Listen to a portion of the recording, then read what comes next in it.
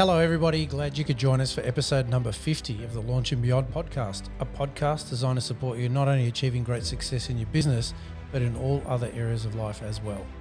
Have you ever been in a situation where a great opportunity was before you, whether it's in your business or in personal life, and all you had to do was reach out and take it? Yet you didn't. For some reason, you paused, you hesitated, and maybe talked your way out of it for one reason or another. In this week's podcast episode titled Taking a Shot at Goal, we're echoing the words of Eminem in his voice Lose Yourself when he sang, "Look, if you had one shot or one opportunity to seize everything you ever wanted in one moment, would you capture it or let it slip?" We hope you enjoy it. Oh, bust out a rap. Bust out a rap. Okay. I read that one and I was like, all right, is he going to rap it or is he going to... No.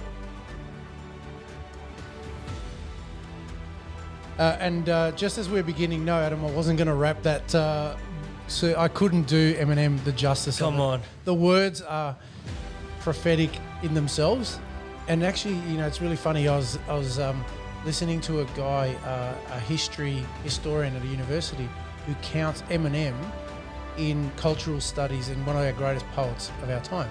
And he does it through rap. So no, I wasn't going to butcher that song. I think the words in themselves signify what it is we want to talk about today. It's funny, I was listening to a few songs of his on the way here and it's just got so much depth to the words that he says. They don't just always mean one thing. There's two or three meanings behind everything he says. It's pretty amazing. It's pretty intelligent the way he raps. You know, there's another podcast I was listening to. I forgot the name of it at the moment. It's called something about We Regret to Inform You. It's a fantastic podcast. Yeah. Like we're putting out our own content, but we are absorbers and consumers of other podcasts, and we give them a shout out. This one's great because it chronicles the story and the journey that people have gone to get to where they are. Yeah. So it's called We Regret to Inform You. It's about all the setbacks and the knockbacks that they had, right? One that really fascinated me was the one about Ed Sheeran that I read recently. Right. And, you know, I highly recommend it. The podcast episode is great, and it talks about Ed Sheeran's life, right? And he was a big stutterer. Yeah. I knew he was a stutterer. What I didn't know is that he loved Eminem so much, right? Oh, yeah. And so what happened, he would play Eminem's song and start basically mirroring him and copying him. And in the process of learning to talk quickly and fast, he cured himself of his stuttering. That's pretty cool. Yeah. And how amazing would it be years later that he's collaborating with Eminem? Yeah. Right? That's crazy. So to me, that was just a little bit of a side note. Like I said, my brain can go off on tangents really quickly. But it was fascinating, you know, fascinating about the rap and Eminem. So let's pay homage to the artist that he is. So this episode's about doing exactly that, is taking the shot at goal. So many times we've got a situation, an opportunity to reach out and just grab what it is that we've been dreaming about, we've been talking about, and we balk at that moment. And the ice hockey player Wayne Gretzky used to say that you miss 100% of the shots you don't take. Yep. So really, in the process of planning, in the process of living your best life and etc., there's going to be a point where you just got to go for it and just do it. In the Nike basically ads, or in what's the one that you like quoting, Shea. Oh, yeah, Shia LaBeouf. Yeah, just do it. Just do it. Just do it. Just do it. And really that's what it's about. It's about taking the shot. Yeah. Whatever that shot signifies and whatever that opportunity is, it's about the 7 seconds of courage that you're going to need to take to put yourself out there to go for it. In The Last Dance with Michael Jordan, he said that, I'm just going to take the shot. And a few times that shot he didn't sink the basket. And they lost finals because of that. But he said, I'm still going to take that shot every day of the week, you know. Yeah. I don't want to miss an opportunity. I'd rather just take the opportunity. And if it missed, that's all right. But I was in the position to take that shot. And it just shows you that's how winners think. Yeah, it's a spot on. So during this podcast episode, we're going to go through some of the most common reasons people won't take a shot. And we're going to come up with some action steps for you to help reframe that for you. At the end of the day, it's about working through whatever it is that's blocking you from taking that shot and just going for it. And that's really what we're able to do. You know, in the journey of entrepreneurship, you're going to hear so many people tell you that it can't be done, shouldn't be done, you shouldn't start, who you, why you, all those things. And there may be valid content in those sayings, but if you are only using that narrative as your guidance, you'll never get started. Most times you wouldn't want to get out of bed if you believed all the narrative that's told. So this podcast episode specifically is about putting yourself out there and take the opportunities as they present themselves. Yeah, definitely. All right, you ready to go? Let's go. So there are several reasons why people may choose not to take a shot on goal, and the first one is fear. Yeah, how many times have you heard people, or maybe even heard yourself say, what if this doesn't work out? Or I've never done this before. I don't know enough, or I'm too young, too old, I'm male, I'm female. I don't know. The counter question is, what if it does work? You won't know until you've actually put yourself out there. Yeah. And one of the things that I've learned that was really helpful for me is everybody feels fear, but the people who make things happen act in spite of that fear, act above themselves, act greater than the fear of the situation to make whatever it is that happens. That's it's like that old question, do you hate losing or do you love winning? Yep. Which one is it? And based on the answer, you get your results. So if you love winning, do you always have a drive? A lot of the most successful people say they just hate losing. So they push the opposite way. Yeah. So they don't let that fear of losing overwhelm them. They take it and they move forward, and they're like, no, we can't lose. We can't afford to lose. We can't even entertain that idea. We're just going to win. Yeah. It's not for the love of winning. It's for the hatred of losing. Yeah. And that's actually spot on, because the default setting for most, what as humans, as a species, it's not normal for us to want to self-actualize. It's not want to get better. The default setting for most of us is fear and inactivity, right? And survival. That's really what it is. So the reptilian part of our brain is... Did you just say we're reptilians? We are. The part of us. The reptilian part of our brain is designed to protect us and keep us safe. So that's the part that's always going to be talking to you going, don't do that, it's scary, all those kind of things. To be able to act above that is to put that aside, your own self-talk sometimes, and act greater than that. Yep. And like you just said, it has to be a positive action and intent where you go, I get that, but I'm making a decision, taking an action in spite of that. It has to be something that's channeled for a reason or another. Yeah. All right.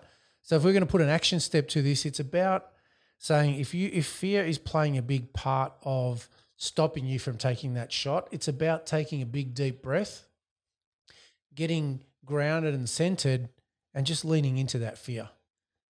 No matter what level you're at, no matter what goal or objective you're at, there will always be fear. Yeah. And either you define the situation or the situation defines you. And the biggest area that helps you define that situation is to breathe and then just to lean into your fear and take that first step. And then from then take the next step and then the next step. Yeah, that's it. Don't let the fear paralyze you. Just make it happen. Yeah. Just do it in steps, just that's what steps are for. Like, instead of trying to get your whole goal done now, take little tasks, little critical tasks that you do every day. Andy Frisell talks about his power list. And with the power list is just doing 5 tasks a day. And all it could be is call this person, set up a meeting with that, check the production, and just small things, but incremental, consistent tasks leads to successful goals. And don't fear the big goal, because if you think about it, you can't. It's hard. It's like saying, I want to build a house. Where do I start? You can't just build the house and that's it. That's too stressful. Firstly, start by laying the concrete. All right, that's that task done. Next is framing stage. Then you frame it up. What's next after that? You put the bricks with the insulation. So if you take it in small steps, it's nothing fearful. But when you're like, I have to build a house. How am I going to build a house? I've never built a house. That's where the fear comes in. Don't overthink it. Yeah, I actually, you're spot on. I agree totally. Is that the scariest part, fear for me, is that point where I'm actually static. Yeah. If I'm in motion, I can change direction. I feel like, because I played cricket for many years, and anytime, whether you're playing, say, baseball, the analogy applies equally in baseball, is if you're a fielder, if you're waiting in the field for the ball to come to you, you tend to find you don't actually stay static and then lurch to your left and right off a standing start to chase the ball. What's happening is the bowler or the pitcher would be, say, in baseball or softball, is coming in. You're in motion, you're in movement. So you're already walking in with the bowler. Walk in with the bowler. So effectively what happens is that gives you adaptability. And so that gives you nimbleness and an ability to take action and pivot and change direction no matter what's going on. This analogy is exactly the same. And so for me, no matter what I've got in front of me and how terrified I am, I always take a step. If I'm leaning into, if I've got to do something really big, I think I've mentioned it before, I proclaim it. Yeah. I proclaim it straight away. I just go, I'm going to do this. I just mentioned recently, I mentioned to you, Adam, I'm getting a tattoo done. Yeah. And a half sleeve. Now, I put it out there. I'm not interested in much in terms of whether someone goes, hey, that's great, whatever. I'm not really interested in it. I'm putting it out there to make sure that I follow through. And I do that with everything. You'll see a consistent pattern. If I go, we're doing a podcast, I'll put it out there and we get started because I'm not chickening out after I do that. That's my strategy to lean into fear. Do I feel fear and do I feel uncertainty? You bet, 100%. Everybody does. But that's one strategy that I use, right? So I just when fear, that's a great one. When fear comes around, we've talked about multiple times, control your controllables because that's how you build positive momentum. Is every day if you get your water in, every day if you exercise a little bit, you win your day, you do your tasks, all this stuff, you're building positive momentum. That's why you're walking in with the bowler. Yep. You've got the confidence, you've got the momentum, you're moving and you can pivot left or right because you've got that confidence in the next point, self-esteem to really push for the next target. And you know what? If it doesn't go your way, you've still got that confidence that you can back it up because you're controlling your controllables. There's nothing to fear. Yeah. So fear, number one, is going to be the first one that shows up for you. And if you've managed to cycle through, work through, negotiate the fear block that shows up for you, number two, as you said, Adam, is you're going to come up against self-esteem. Some of the things you might hear yourself saying is, look, who am I to do this? Or why should they even think about going into business with me? They're such a big company and I'm just a small person, or I don't deserve this opportunity. This is pretty much your self-esteem talking. It's your lack of self-love, self-esteem, self-appreciation that's deliberately keeping you small and safe, not wanting to expose you out there for the fear of being exposed or being putting a risk in there. So the really important component here is if you are going to take a shot at gold, there has to be a part of you that says, I'm not the success or failure of this shot. My esteem is the same no matter what, but I take the shot anyway. And that's not a reflection of me. So a lot of the times you hear people, their self-esteem goes up and down based on, it happens a lot in the entertainment industry. They've got a song they put out, it doesn't take off, their self-esteem dives. Yeah. People naturally go from a scenario of, relationship, they have a breakup, their self-esteem suffered. So they're less likely to want to put themselves out there to expose themselves or risk vulnerability and try that again. That's normal and natural. But for you to take the opportunities, because who knows, the next person you meet may be the person who's exactly the right person for you. Or it could be that next pitch that you deliver after having been rejected 55 times is the one that's actually the breakthrough moment or the breakthrough effort. So you don't know. But if your self-esteem roller coasters are based on what's going on for you, it's going to be very hard to convince yourself to want to take those shots. Yeah, it's true. And one of the ways that I combat self-esteem or build my self-esteem is through gratitude. Every day, every morning, just be thankful for what you have and what you've achieved and break it down and go, these are my wins. The negatives, you just let it go. It's got no place with you. just start thinking, oh, from myself, I started multiple businesses. That's where I start getting my gratitude. Firstly, I've got a great family, great support networks, people that I can rely on. And then through that type of gratitude, I've got air in my lungs and food in my belly. That sort of builds my self-esteem. I've been doing this for years now, so I shouldn't need to question myself. I've been doing it and it's been successful so far. Yeah, of course there's failures, but failures happen with everything. But it's better than just crippling in a ball and going, I'm terrible. I can't do this. I don't want to do it anymore. Like, build your self-esteem. I use gratitude to do this. Yeah. And what that highlights is a willingness to lead with an empowering question. So you're saying to yourself, okay, what can I be grateful of is an empowering question. And just in the same vein, you can look at another scenario and go, well, where else have I done this and it worked out? Because if you ask a crappy question, if you say, how come I'm a loser, or how come I never seem to get the opportunities, then your brain, its job is to support that question, right? So it's going to come up with all these reasons that will support that governing question you've asked it to do. It's actually only just doing what you've asked it to do, and it's going to smash your self-esteem. But if you ask powerful questions and empowering questions like, what am I grateful for? Or, what other times have I succeeded when I doubted myself? And you come up, oh yeah, there was that time, and then there was that time, and there was that time. That's how you build your self-esteem. It's like a bank account, a deposit account. You've got to keep making deposits in that esteem account for that to keep growing. Yeah. So if we're going to move forward, and if you're going to move forward, I should say, the self-esteem, it's really important to understand that you can't outgrow your level of self-esteem. If you have huge, and I'm going to say that again, it's very rare that you'll be able to outgrow your levels of self-esteem. And if you have success that's out of proportion to where you feel you deserve, you'll somehow find a way of sabotaging that. I see that happen so many times with people I work with who have extraordinary levels of growth, and for some reason or other, they can't reconcile it. They don't feel like they're worthy or deserve it. So consequently, they stop doing what made them successful, or they start self-sabotaging it indirectly so that it can get back to the level where their self-esteem is comfortable. Yeah.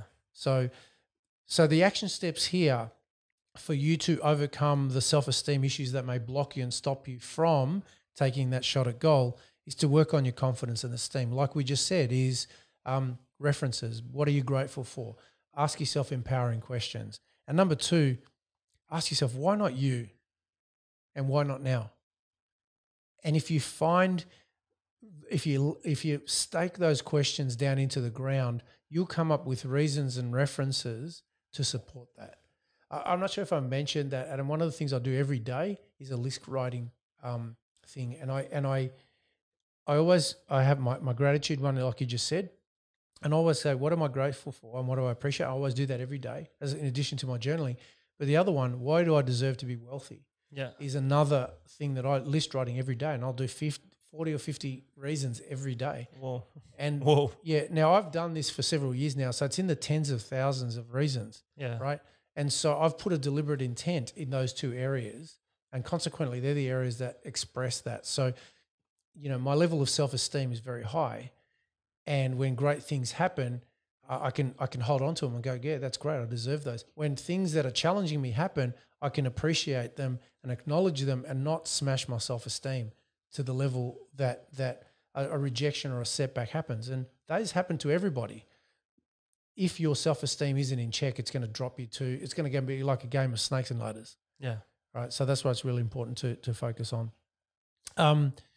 So the third reason why people may not choose to take shots at goal are a subcategory of excuses, reasons, and justifications. Now, really, in a lot of ways, they're fears that are dressed up, right? Because there's usually an underlying reason or a fear underneath those. So you might say, look, I'm just really busy. I'm just too busy to start a side venture, even though I'm spending 6 hours watching Netflix a day, right? It's just too hard. Well, nothing's easy until you begin it, you learn it, you start developing skills and tools. You learn a new craft, you start painting, or if you start a new business, or if you start a new sport, everything's going to be difficult and hard, right? It's hard for everybody. It always was that. And we buy into the belief that the people who are naturals are the only people who succeed. And yet there's time and time again, it's been documented that talent's overrated. It's usually the willingness to work through all that is the case. Grit. Angela Duckworth, exactly. That's what she does. Yeah. Right? She's chronicled It's true, yeah. exactly in her book how that's the case. And it's the people who work through those areas with grit that define that. So They were talking about West Point, which is America's like army college, like one of the premium ones. And she was saying that the instructors look around and it's definitely not the most athletic. It's not the most talented. It's the people who have the most grit. Yep. And I remember in year 7 in high school, I had one teacher. Year 8. I had one teacher. First day of the school year, he wrote on the board, "No regrets." Which meant no excuses. You just do something and don't regret it. Just go after it. And that's always stuck with me. So when we were talking about fear in point 1, I was just sort of clicked over going, you know what? I don't have a fear of of doing something. I've got a fear of not doing something. Yeah. So I'd prefer to do it and go, well, that didn't work out. But now I'm never going to regret not taking that shot. And yeah, it means I get burnt more often. But I've got a clear mind at night when I go to sleep. I don't go, maybe I could have done this. Maybe I could have done that. And I don't have that internal voice because I just do it. And then I deal with the ramifications afterwards. Exactly right. I've got a philosophy of I'm never going to die wondering. Yeah. What I've learnt over time is there's a concept from a guy called Jim Collins. Might have mentioned it before. He says first shoot bullets then cannonballs. Yeah. And I've learnt that skill because what I traditionally would have done by way of my cavalier, just bullet a gate attitude, if I had a target or whatever that was and I was a battleship, I would just shoot the cannonball straight away and they would spray to the left and right and miss the target and you've done your big cannonballs. So I've learnt to still take the shot and take the shot regularly. And sometimes people go, dude, why do you keep taking shots? It's like, well, because I always want to get better, right? But I've learnt that when I'm starting something new or launching, I will fire off the bullets first. And once I've gone, no, that didn't work too well, I've just got to move it to the right by 5-10 degrees. I'll shoot again. And when I don't get that hitting the target because it's overcorrected, I course correct it. And when the third bullet will hit and it'll hit exactly the target, once I know I'm on, that's when the cannonballs are just going boom, boom, boom, boom straight after. Yeah. Because that's what I've learned is discernment, but I've also learnt about calculated risk. So by having a comfortable risk profile, I needed to manage self in that. And so the moment that I got better at self-regulation, I still took the same number of shots, but I didn't use up my big guns until I needed to. Yeah. So I use that as an analogy to explain that process. So it's good to take. One, yeah. It's good to take shots. But yeah, just basically work out your discernment and your risk profile, but then also pre-qualify it before you actually take the big shots and goals. So if you find excuses, reasons, justifications are showing up for you quite a bit and you're starting mimicking or sort of hearing yourself saying, look, I couldn't do that and whatever, get really comfortable with why that's the case. So the action steps would be really, number 1, to be totally honest with yourself and get to the real reason behind why this is showing up for you. And number 2, just basically once you're aware of it, just take that first step. Going back to the action step from point number 1 of fear, because it's cycling back in through there, is not buying into the story and the narrative you're telling yourself. Get really honest and clear with yourself. If you can't do it, have someone around you who you trust who could help you through that, and then help you keep accountable to taking that action. Anything you want to add there, Adam? My philosophy is generally no excuses, no regrets. And as I've mentioned before, like excuses sound best to the person making them. Mm-hmm. So every time you're making an excuse like not to do something, you're talking yourself out of it. Just do it just do it. Yeah. Just do it because I don't want to ever die wondering either. So I'm just going to go for it. Yeah.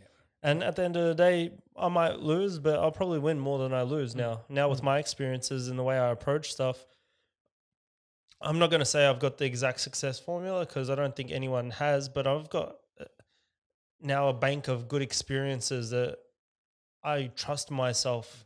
That's where I built my self-esteem and my confidence, because I got a bank of wins.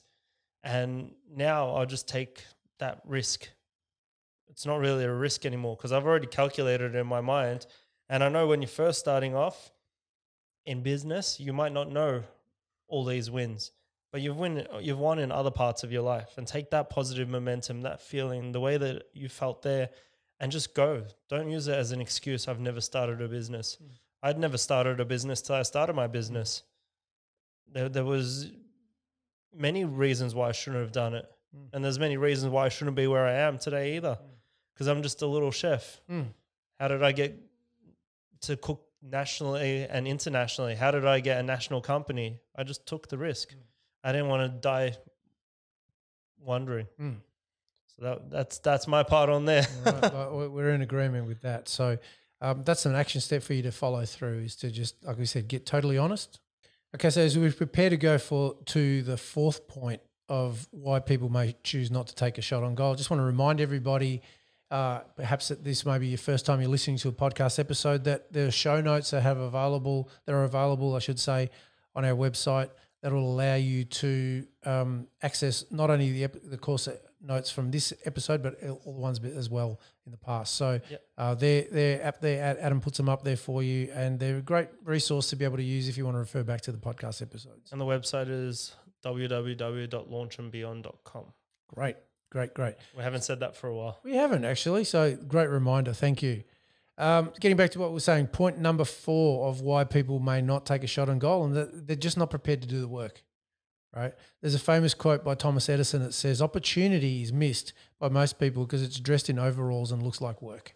So most people want to change something, want the situation to change, but they're just not prepared to put the work into it. And a lot of us, particularly in this day and age, we are conditioned to expect a stimulus and response very quickly. You know, I know I'm going to sound like 400 years old here, but in my day, there was a lag time between something and when you saw something happen. Whereas now, I totally get it. If you've got a question, you can Google it straight away, find an answer. That wasn't how it was done for the longest time. And a lot of the time it had to come out of your own initiative to do things. It's great that we've got the access, but what now is I'm finding is it's a paradox, because while the information is accessible there, what it's also done is it's set up the expectation that every result will be immediate. And that's quite often not the case. You know, you could be launching a venture, a business, you could work for many, many years and go largely unknown until you make, and unfortunately may not even succeed. But there'll be times where you work again, and when it's darkest before it's dawn, just before you think that's it, that's done, whatever, you could have your breakthrough, opportunity, experience, contact, connection that changes everything. But up until that point, it's just going to have been work, but maybe not much to reward. So it's true. Like when I used to work at my parents' takeaway shop, I remember the Melbourne Marathon was being run, and a guy came in with a giant medal, and he had a smile ear to ear, and he was getting his souvlaki, and he was like, I earned this one today. Like he was so happy. And on that day I was like, I want to run the Melbourne Marathon. Then I had the training that started, and I was like, I don't want to do this. Yeah. Like, I don't want to train for that. And that was before I had my own businesses. I was still in my parents' business, still in my comfy zone. And now that I have my own businesses, I understand the work that needs to be done in anything in life. So now I've got the training routines. I've run a half marathon distance. I'm like, yeah, that's not so bad. I could do the marathon. Like, obviously I want better speeds, but at the same time, I understand now how to do the work to get that result. And yes, it's not a business analogy, but this is an analogy that I understand now, being 4 years or 5 years into business, the work that it takes to get to that point and the patience. That was the hardest thing I had to learn, was patience. As you said, we come from a time of instant gratification. We got anything we want can be instantly delivered. Amazon, I think, in America delivers it within 7 hours. We don't have that capabilities yet, but we've got close enough. We've got overnight deliveries here. If you want something today, it could be here tomorrow. And every shop is open 7 days a week now. When I was growing up, Sundays were off and Saturdays finished at 5 or something. Yeah. So like the lights used to turn on and off. Yeah. At 10 to 5. And you're going, what's going on here? It's like, no, we're shutting the shop. Yeah. Get out. Now it's like, what? Yeah. And I remember the ABC, the Australian Broadcasting, the government channel, at 10 o'clock at night, they had the static and or 11 o'clock, they'd shut down the channels. And now people don't understand that because that's when you get onto prime streaming time and you start binging a show after a show after a show. Well, how you said about it hasn't I don't watch much commercial TV. I haven't done for a long time, and only because of the ads annoy the hell out of me. Me too. And I'd never wanted to go down the rabbit hole of, I was very selective when I watched. So I have Netflix now, so I do watch Netflix now, but I'm very selective. And and what I love about that is that I can allocate a particular process of time. I get to watch what I want when I want, right? Which I love that, right? Not at the time that somebody else predisposed. So, and when you've had Netflix, how hard is it to go and watch commercial TV and just sit there and go, this sucks. I've got to wait a whole week to find out what's going on. Stuff that. Yeah. So that's that process. But this is what I'm talking about is in the Netflix type of world where you've got one episode after another, they dump 25 episodes.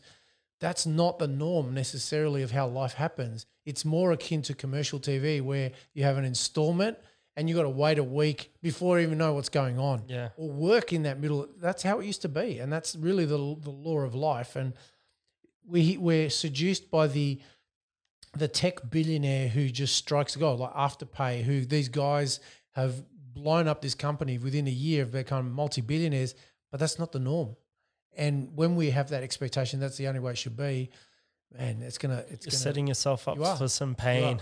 Yeah. So that's not to say that you won't take it if it happens. It's just that there's work that goes into doing that, and that's we don't want anybody to kid themselves. So, I guess the realization of that is really important. And some action steps here would be to get really clear that you've got to keep putting the work in to create the opportunities for you to take the shot.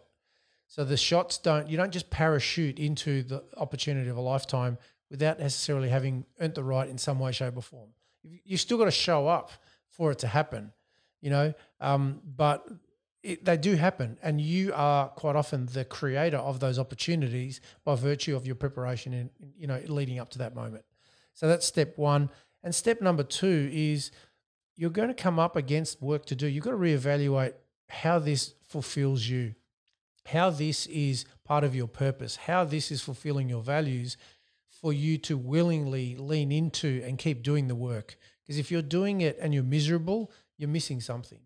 To the big focus of this podcast has always been success and fulfillment and finding a way of succeeding with work and finding fulfillment along the way. And if you line up your values, your vision, your purpose on there, that's you're going to maximize the chances of that happening. Yeah, definitely. Always, yeah. It's one of those things that if it was easy, everyone would do it. You've got to realize that you've got to fight for this. And I fight for my fulfillment. I don't just fight for my success, because I find that if I'm fulfilled, I'll be successful in anything. Because for me, successful doesn't necessarily mean financial. It means happy. Yeah. So I'm willing to fight and to work hard to be fulfilled, because then I'll be happy. And for me, that means I'm successful. Yeah. And that's what you're linking it to. Yeah. That's a really good reference and example there. Yeah. Some people want money. That's when they're successful. For me, it's happiness. Yeah. Point number 5 of reasons why people may choose not to take a shot on goal is that they don't recognize the significance of the moment. Now, a really key metric of success is, you've heard it before, being in the right place at the right time, right? But another part of that is being in the right place at the right time and knowing it, right? Because a lot of the times people don't realize the importance of the moment. Have you ever stopped sometimes and gone, holy shit, this is actually something's big going to happen here? This is what I'm talking about. You just walk into a room, in a scenario, things are happening. You get a sense and a vibe of the room and going, wow, there's something incredible that's happening right now, right? So, and why that's important is if you don't take a shot on goal or you take the shot on goal at the wrong time here, it will compromise or have an impact on your capacity to reach a great outcome, right? There's a great example that we have here through surfing, and whether you're a surfer, you're a body surfer, it'll equally apply. But you've got to get into the ocean first of all, right? The catching the ideal wave isn't going to happen if you're on the shore, so you got to put yourself out there. First step, really.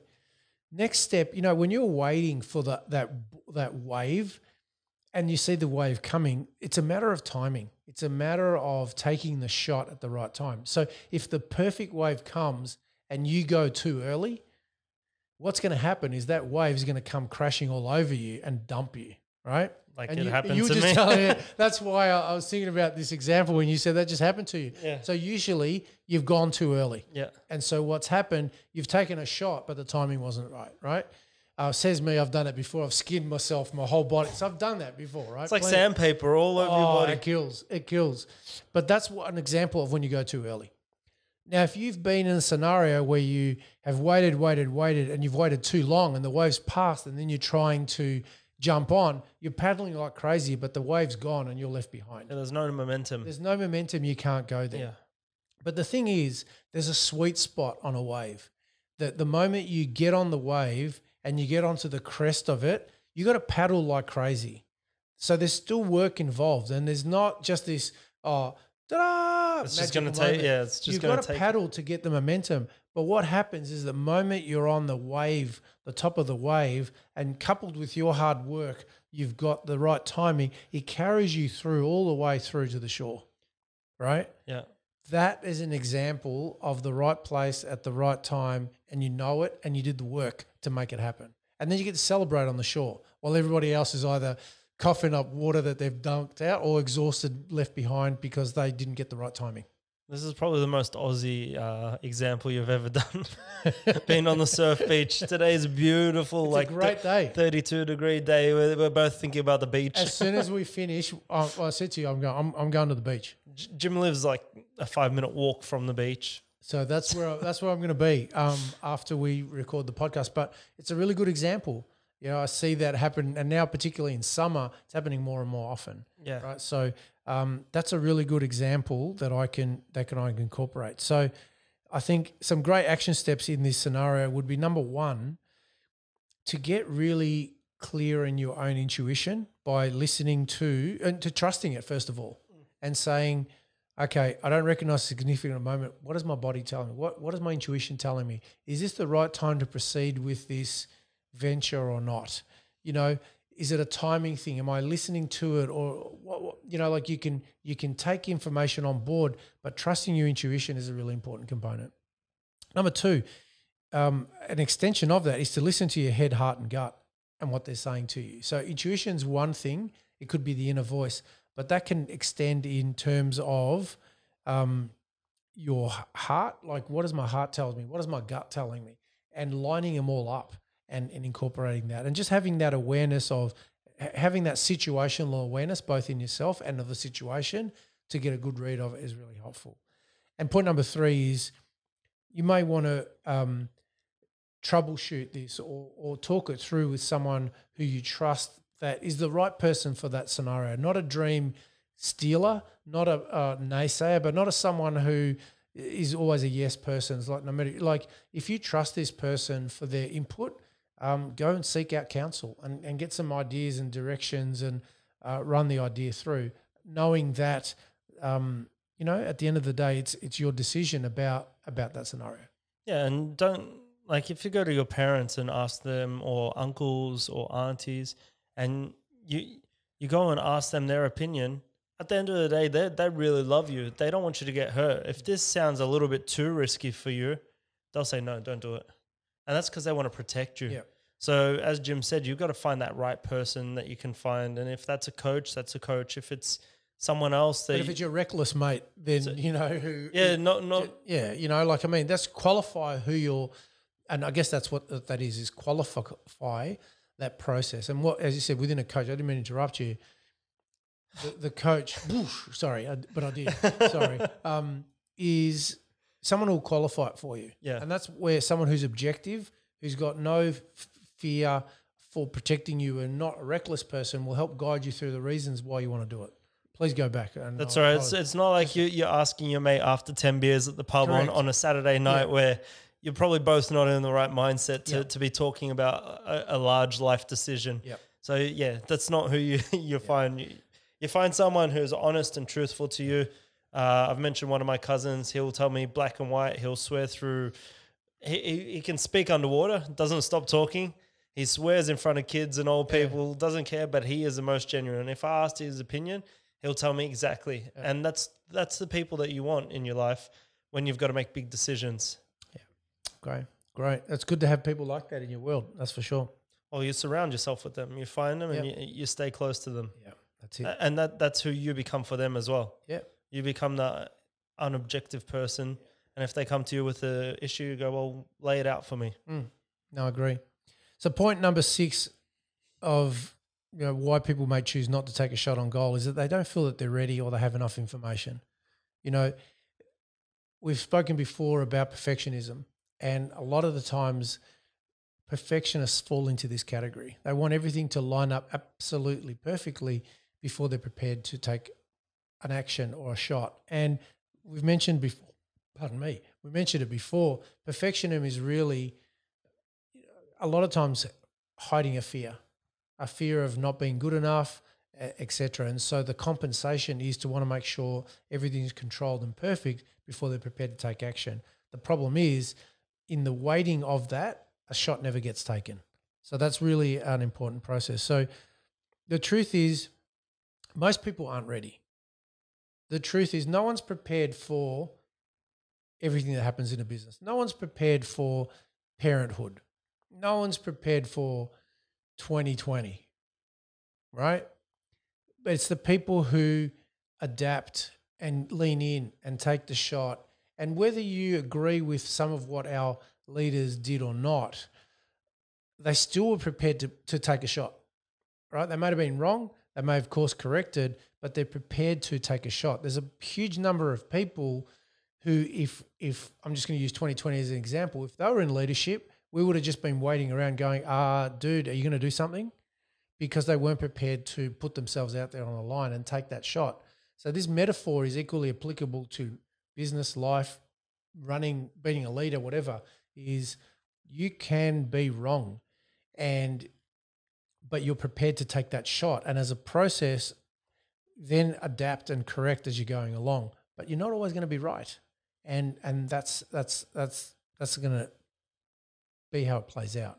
The key here is the willingness to get up, dress up, show up, and put yourself out there is the important part to talk about. Yeah, I remember one example, and it was John Howard, ex-Australian Prime Minister, and he said, how do you train to be Prime Minister? There's only one job that is Prime Minister. He goes, I wasn't ready, but I got in and I made it my own. He went and he grew through that role. He grew around the world. So many people loved him and loved dealing with him. A lot of people called him the monkey man because he was in his tracksuit walking around everywhere, but he didn't care about that. He went in and he goes, I will be the Prime Minister now. And once he went into the role, he didn't know he was ready. Once he got there, he made it his own, and he made a few big decisions straight away, gun control and all this stuff. And then after that, he was like, this is me. And now he accepted it, and that was 2 years later. And then he called an early election because he wanted to back himself up again to go, hey, let's bring in the GST, but I'll put myself on the line, because he had the confidence after 2 years that we have 4-year elections here. Is it 4 for federal? 3 for federal and 4 for state. So it always confuses me. But yeah, so he called it a year early just because he had the confidence that people will back him, and he won. So he wasn't ready for the role, but he took it, he made it his own, and he got confidence, self-esteem, and he went forward. Most people, like you said, aren't ready. You know, a key thing which we've spoken before about in the podcast is done is better than perfect. Yeah. Right. And that builds momentum, that builds enthusiasm, that builds esteem, helps you grow into that scenario and role. So people who have been long-time listeners of our podcast may have recalled the 70% rule, which we've prefaced before. It's a 70% rule that they use in the military, made by Colin Powell. And basically what this says, the 70% rule is, if you have, say, less than 40% of the information that's required, you don't take action, because any action at that point would be deemed reckless. If you have more than 70% of information necessary, you run the risk of delaying and missing the opportunities. So what they found is about 70%, if you had 70% of the available information, enough to formulate a game plan, even though you don't have all the information available, that's enough to get going. And you'll work it out as you're going along. And that seemed to be the sweet spot between making mistakes, recklessness, and waiting too long to take up opportunities. Yeah, definitely. Right. There's that 80-20 rule. So between that 70% to the 80%, that's that sweet spot, I think. So that's exactly right. So it's a case of and then that's right. If you leverage that rule coupled with the 20% of activities that give you 80%, it's a multiplier effect. Yeah. So that's for all our mathematicians and mathematically inclined people out there. We're giving you a whole lot of formulas, but that's really how it works. It's when you're into impact, production, and performance and momentum, they're the things that work with you. So some action steps in this point here would be, number one, to accept that not everything's going to be perfect for you to commence. And there are going to be fears and doubts, and you're never going to feel that you're always ready, and accept that that's normal. It's what you do, which is point two of the action step, it's about backing yourself in that scenario and acting as if you are confident, acting as if, as you said, Adam, you are Prime Minister.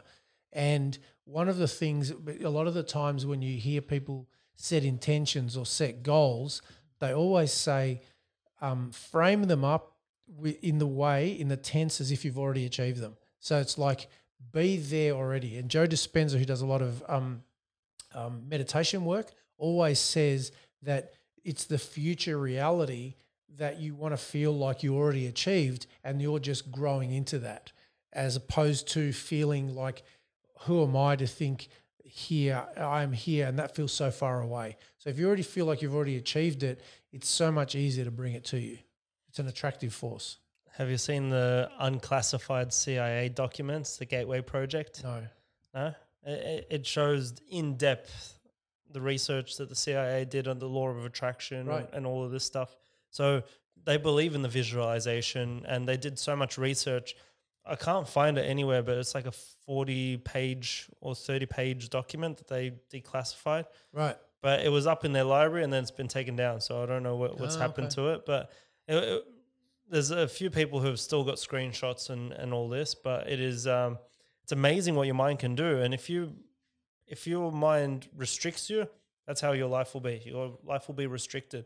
But if you have the confidence to move forward and the confidence to believe in yourself and know that you'll never be ready.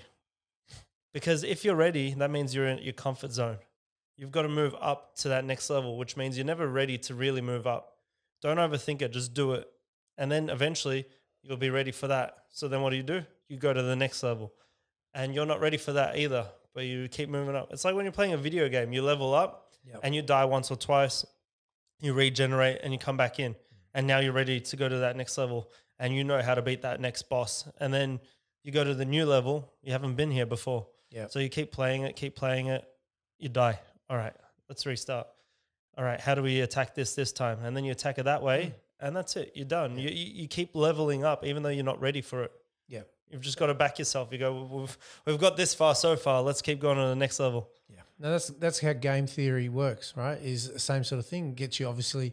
There's enough endorphin release and dopamine release, I should say, that once you get to you get this reward, oh, great, I want to keep going.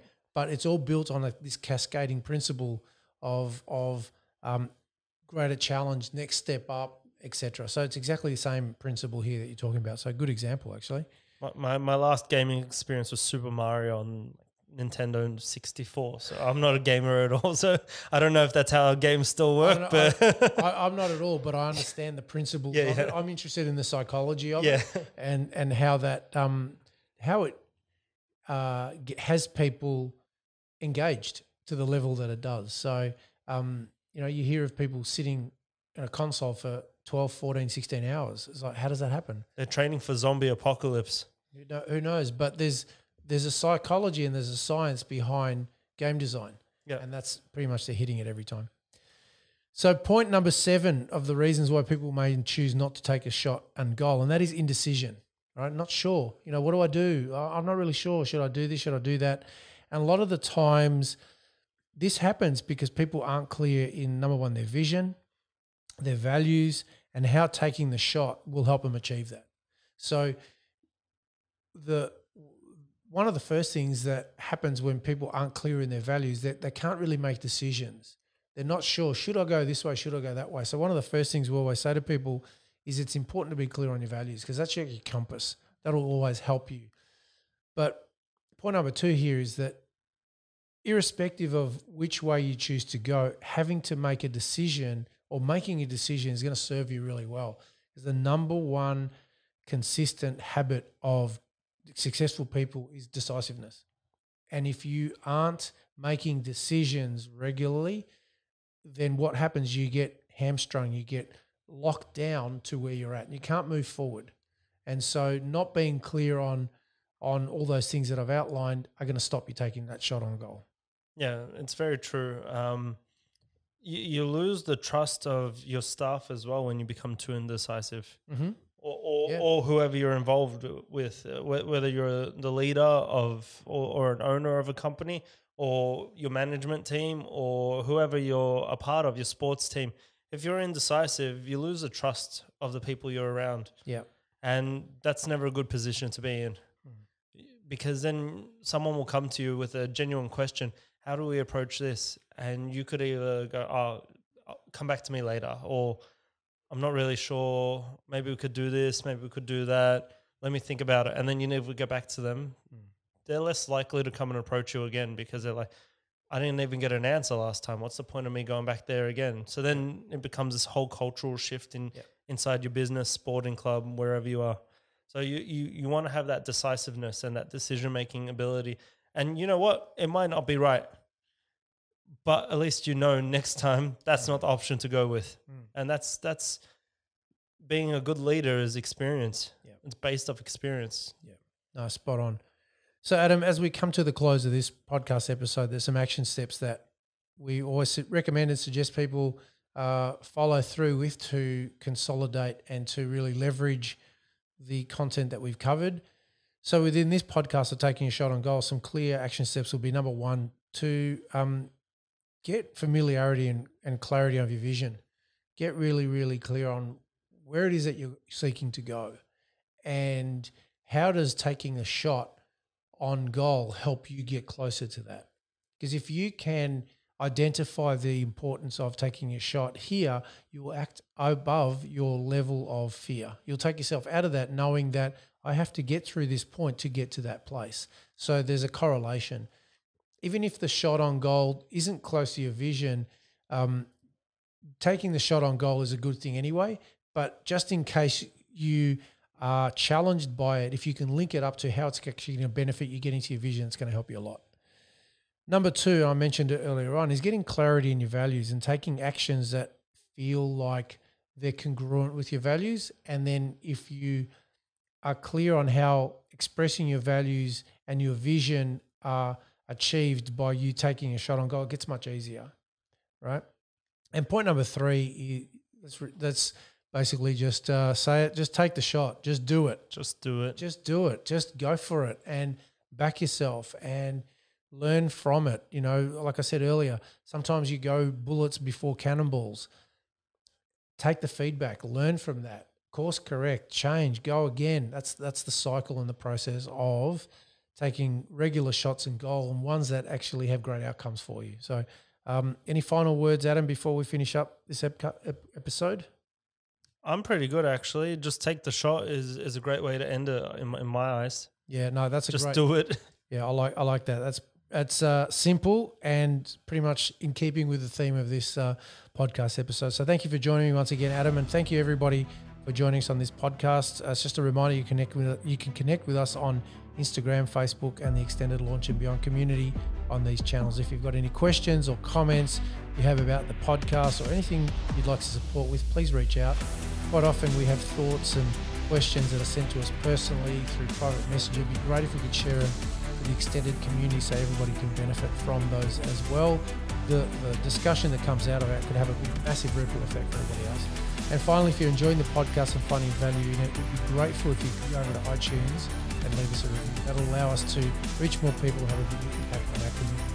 So from me, thanks for joining us once again, and goodbye. Thanks, guys. Bye.